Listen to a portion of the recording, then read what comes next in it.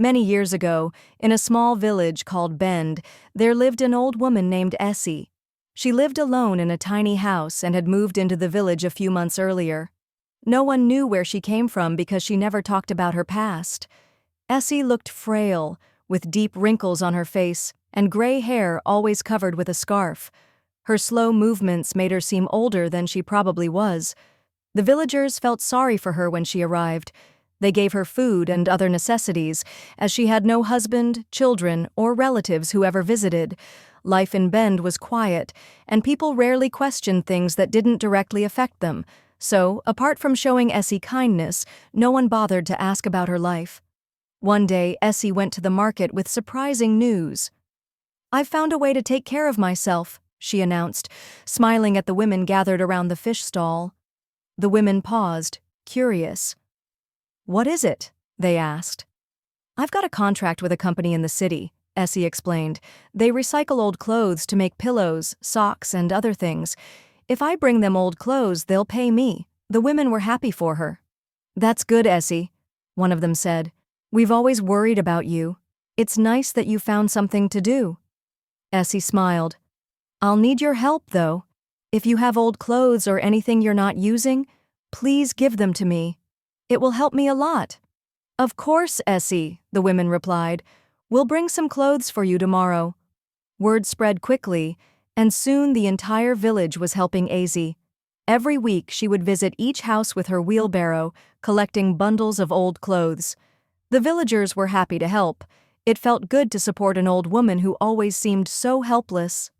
"I don't even wear half of these things anymore," one woman said, as she handed over a bundle of faded clothes. "It's better you make use of them than letting them gather dust here." Essie smiled. "Thank you, my daughter. May your generosity be rewarded one day." One day, Amma, a young woman who had grown up in Bend but now lived in the city, returned to visit her mother. As they sat in front of the house, sipping palm wine and catching up, Amma noticed Essie approaching with her wheelbarrow. "Good afternoon, Essie," Amma greeted politely. Essie smiled. "Good afternoon, my daughter. I've come to collect old clothes from your mother."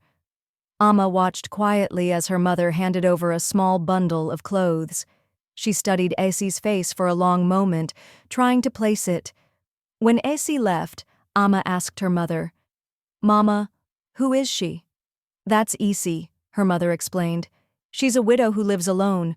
We've been helping her for some time, but now she collects old clothes for a company that recycles them." Amma frowned. "She looks familiar. I think I've seen her before in the city. She used to collect clothes there, too." Her mother waved a hand dismissively. "Really? Maybe it's just her look-alike. Essie is just an old woman trying to survive." It didn't take long before the people of Bend began to notice strange things. Their businesses, which had been thriving, suddenly started failing.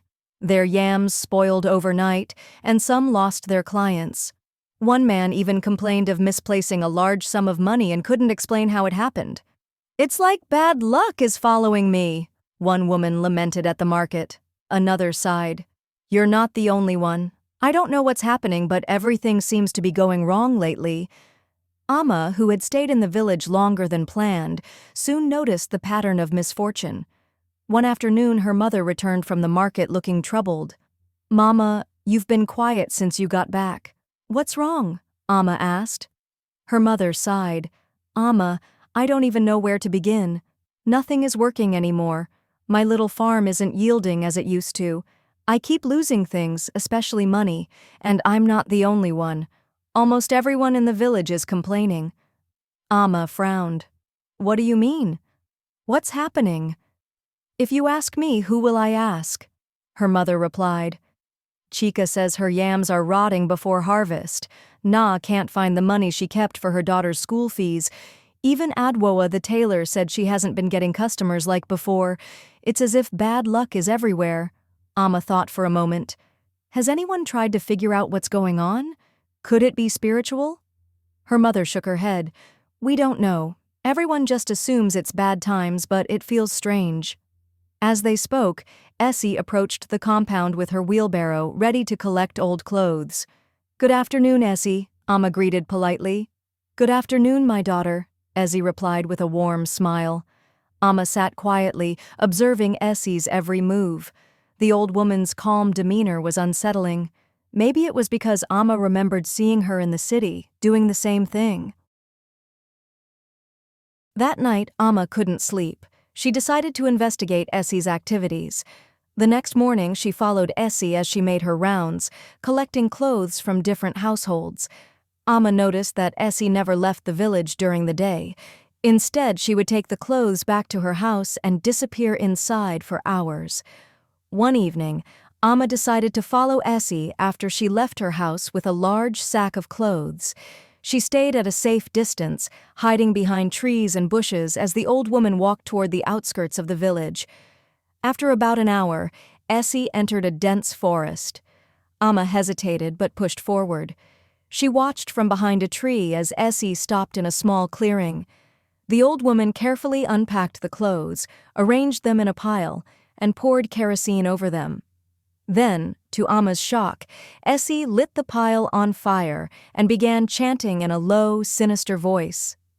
When the fire burned the clothes to ashes, Essie scooped the ashes into a clay pot and covered it with a lid. Amma's heart pounded. This wasn't recycling. The next morning, Amma told her mother what she had seen.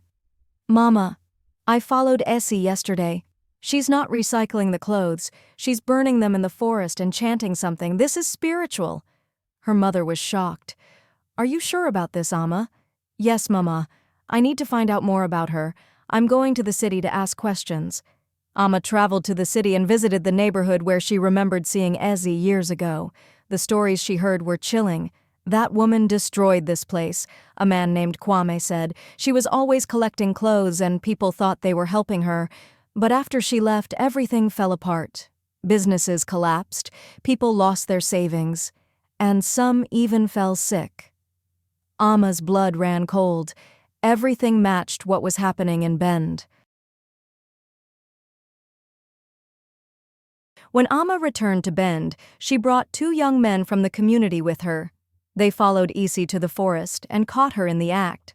Confronted by the villagers, Essie finally confessed. "I've been doing this for years," she admitted. "I have 4 children living abroad. I needed money to send them there, so I turned to other means.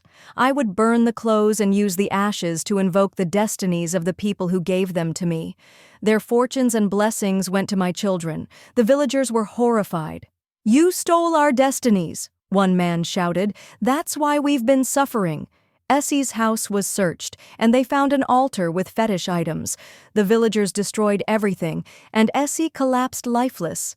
They buried her in a shallow grave in the forest. Afterward, the villagers sought deliverance and cleansing. Slowly, their fortunes began to change. The experience with Essie was unforgettable, and they swore to never give away their clothes without knowing the true intentions of the recipient. If you enjoyed the video, don't forget to hit that like button and subscribe to stay tuned for more.